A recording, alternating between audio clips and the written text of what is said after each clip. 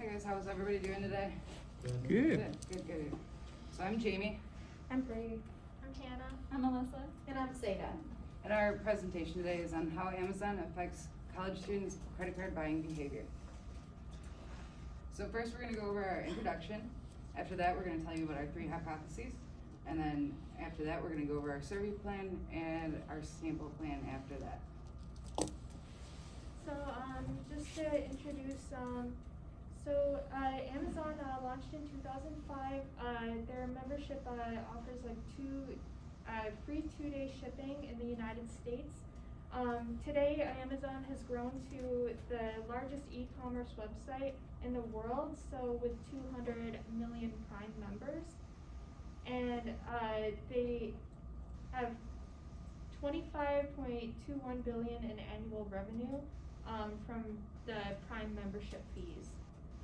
So Prime Student is more affordable than regular Amazon Prime.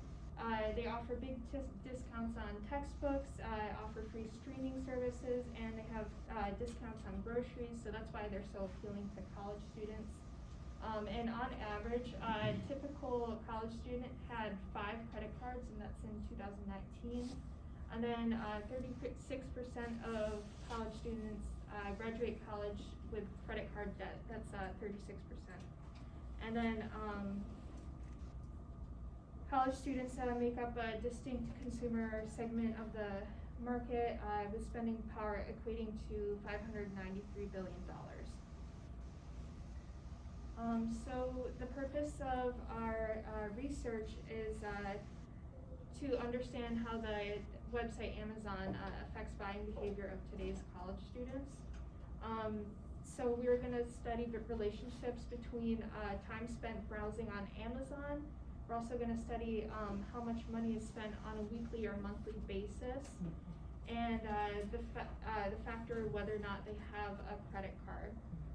So our research question is how does Amazon impact college students' buying behavior? So, as Hannah mentioned, there is a lot that kind of goes into a college student's relationship with Amazon. And it was started in 2005, but it didn't start as like a hub spot for college students. Now, about 44% of college students have Amazon's accounts, but that wasn't always the case. So, we have 3 hypotheses to kind of analyze how that relationship between college students and Amazon came to be and what exactly influences those factors as well. So, our first hypothesis, and you can go to the next slide, is spending time on Amazon, like the site on mobile or on your desktop, will directly correlate with spending more money. And so I think we all kind of touched on it. We've been using social media to an extreme amount. And there is very much so, we talked about this a lot when we we're going into our research, a very like treat yourself type of culture among college students, because we do work hard and we do have a lot of stress. And so the growth and popularity of that culture comes directly from social media. So we're trying to analyze that relationship. So one of the things we need to note is the growth and popularity of Amazon because of those platforms. I know we kind of talked about TikTok, but TikTok itself self-reported that we spend on average 52 minutes a day on that one platform, and there are people that are making thousands a year advertising their Amazon finds and things like that on that platform as well. So they're direct influencers, and they're going to you guys on your feeds, and chances are you see them in those 52 minutes. And so we were trying to analyze that relationship, and you can go straight to their profile and click on their Amazon finds or their Amazon wish list, and it takes you exactly to that page. It's like 2 clicks and you can buy a product. Another thing that we want to take into consideration is Instagram's new push for their shop linkage feature. Now you guys can scroll through and you can see someone in a picture with a nice jacket and you're like, I want that, and all you have to do is click that and it'll take you directly to Amazon's site. So your traffic is being directly pushed towards their platforms. Another thing to consider is, like I said, they weren't always, college students weren't always Amazon's target market. It was small businesses that were trying to buy in bulk, or moms and dads that are trying to get those easy 2-day shipping. But now, since we're all on it, they've kind of switched their mindset behind that. You guys will notice that when it's August, you'll see front and center, back to school, what do you need? College essentials, dorm life, all of that good stuff. So they've switched their digital marketing efforts directly towards us, because we know, like we said, we have an immense amount of spending power within that. And so yeah, that's what the first hypothesis aims to analyze. Our second hypothesis is how owning a credit card is associated with spending more money on Amazon. Because of how expensive college is, this places a huge amount of financial responsibility on new, young, undergraduate freshmen. This makes people believe they can spend more money than they actually have. Having this false financial freedom can lead to people to sign up for more than one credit card, and gives you the freedom of spending or shopping on places on Amazon to try and purchase the college expenses that you don't have or that you need.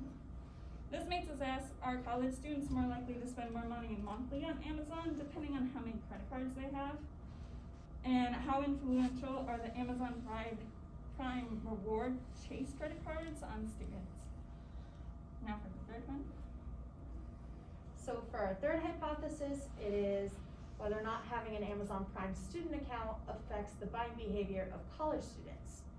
So first, Amazon Prime student is $59 a year versus the average consumer who purchases Amazon Prime, it's $119 a year, which is a 50% price cut just for being a student.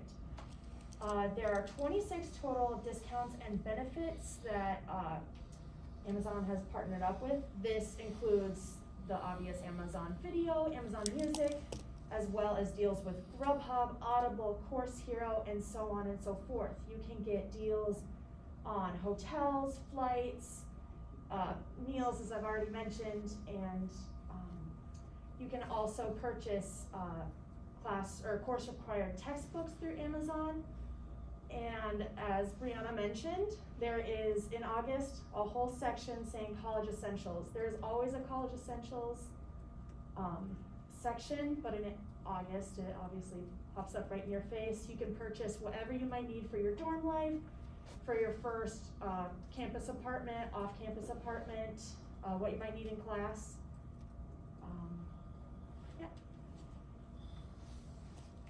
And we kind of went over the variables. We're going to go in a little bit into each hypothesis, independent variables. So we'll start with mine.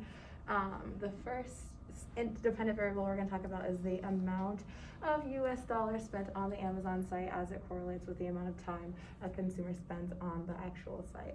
And in our survey, we take some time to analyze that relationship daily, monthly, and weekly, just depending, because we know people come from a lot of different places and a lot of different financial backgrounds. So what you spend during that time might be indicative of how much you make or how much your parents make. So we spend some time looking at that relationship as well. Our survey plan for our second hypothesis is directly related to our first hypothesis in terms of their dependent variable, as they are the same. Since we are asking how a credit card is related to students spending more money on Amazon's website, our dependent variable is measured by how much money the college students spend. As for our independent variable, we are looking into whether or not college students have a credit card, and if they do, how many do they have. Observing this will tell us if there's a correlation between the accessibility to credit and to spending money on Amazon that students would not be able to afford prior to having these credit cards. The questions we asked to our respondents would include whether or not they have a credit card, how many they have, and if they spend it on Amazon. And for our third hypothesis, our dependent variable is the student's buying behavior. This basically means whether or not students are spending more on Amazon with having a Prime account versus without. So you can obviously purchase Amazon Prime and get the 2-day shipping, the discounts, all the extra benefits, but you could also have Amazon without making a Prime account, which is you have to pay for shipping, it's longer shipping, you don't get any of the benefits that we mentioned, and we would measure this using a yes or no question, and we would also ask about how much you spend per week and per month on Amazon, whether or not you have a Prime account, and if the variables are different with having an account versus without. And our independent variable is owning an Amazon Prime student account.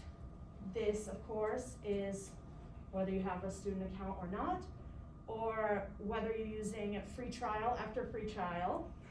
So you can make multiple accounts with different emails because Amazon Prime offers a 1 month free trial. And also if you are using a friend's account, because you can have multiple cards linked up as well as multiple addresses linked up to one Amazon Prime account. So yep, we'd be looking at those factors, or if you have a parent or friend whose account you are using. Okay, so for our sample plan, we looked at the population and sample frame. So our population was really anyone who was college age student, 18 and plus, more specifically within the US. And then our sample frame, which was more specific to everything, would be like age, sex, like whether or not they were a northern student or if they went to school other places and so forth. And then with our methodology, we decided that we're gonna use non-probability methods because it'd be too hard to try and figure out everybody all together. We're gonna use convenience sampling, so we're gonna probably go around campus, making sure to try and grab groups of people to get them to take our surveys, and then also through train referral, so through either email or using our friends to get our sample or our survey out as far as we can to get at least 300 students, and then we'll look at the correlations from there. As Jamie said, our sample size, we're aiming to ask at least 300 college students to participate in our survey. We're going to use like the standard sample size formula. So the N equals Z squared times PQ divided by E squared.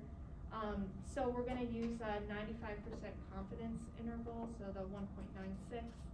And P and Q are currently unknown because we haven't done the survey yet. And then as for drawing the sample, kind of like what Jamie said, the sample will be drawn through non-probability methods of convenient sampling and chain referral sampling. This will be done through word of mouth, email, or social media. And for convenient sampling, we'll ask students around campus, co-workers, classmates, friends. And for chain referral, we will tell friends and family to tell like people that they know so that we can get as many people to take the survey so we can increase like the accuracy of our findings. And then for sample validation, our findings will be compared to like college demographics, census info, Amazon Analytics, credit card usage data, and like other people's findings related to these sort of things. We will also be randomly selecting like participants to validate as they participated. So like we might call back or text, email just to validate, to rule out any errors with response bias in the survey. And your references.